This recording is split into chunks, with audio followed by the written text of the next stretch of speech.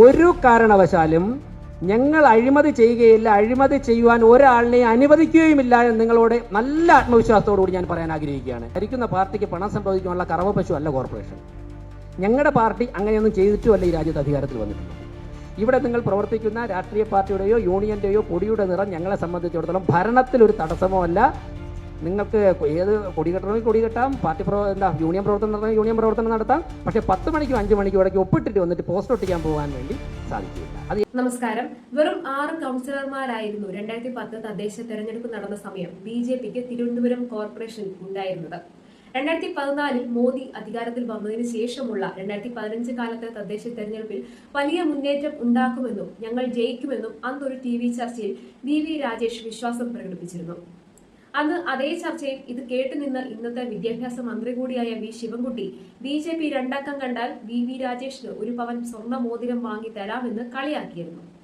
അന്നത്തെ സകല തെരഞ്ഞെടുപ്പ് പ്രവചനങ്ങളും BJPക്ക് 15 വാർഡുകളാണ് പരമാവധി വിജയ സാധ്യത നൽകിയത്. തെരഞ്ഞെടുപ്പ് ഫലം വന്നു. BJPക്ക് 2 അക്കം പ്രതീക്ഷിക്കാത്ത ശിവൻകുട്ടി ഞെട്ടി. തെരഞ്ഞെടുപ്പിൽ അനന്തപുരിയിലെ ജനങ്ങൾ 34 വാർഡുകൾ നൽകി BJPയെ നിർണായക ശക്തിയാക്കി മാറ്റി. എല്ലാ വാഗ്ദാനങ്ങളും മുക്കുന്ന പതിവുള്ളവർ 2 അക്കം കണ്ടാൽ VV രാജേഷിന് സ്വർണ്ണ മോതിരം നൽകുമെന്ന വാഗ്ദാനവും മുക്കി. 2025 തിരുവനന്തപുരം കോർപ്പറേഷനിൽ CPMന്റെ ഭരണ തുടർച്ച ഉറപ്പിക്കാൻ പാർട്ടി നിയോഗിച്ചത് വിദ്യാഭ്യാസ മന്ത്രി കൂടിയായ ശിവൻകുട്ടിയായിരുന്നു.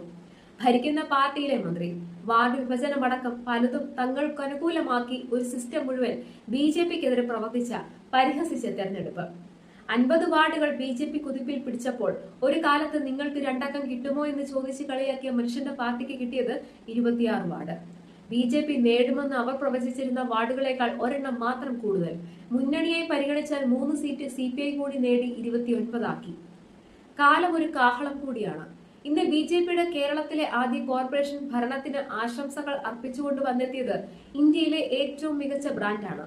BJP തെരഞ്ഞെടുപ്പ് വാഗ്ദാനമായി മുന്നോട്ട് വെച്ച ഒന്ന് ഇപ്പോഴേ നടപ്പിലാക്കി കഴിഞ്ഞു എന്ന് കൂടി അർത്ഥമുണ്ട് അതിന്.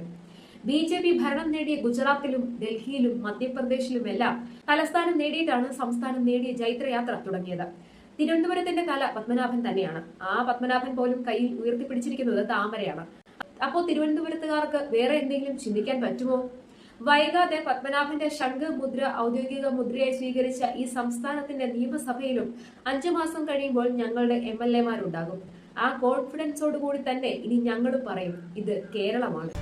ഞാൻ ഒരു കാര്യം നിങ്ങളോട് പറയാം, ചെയ്യാൻ പാടില്ലാത്ത കാര്യങ്ങൾ ഒരു ഉദ്യോഗസ്ഥരെ കൊണ്ട് ചെയ്യുവാൻ വേണ്ടി ഭരണസമിതി പറയുകയില്ല.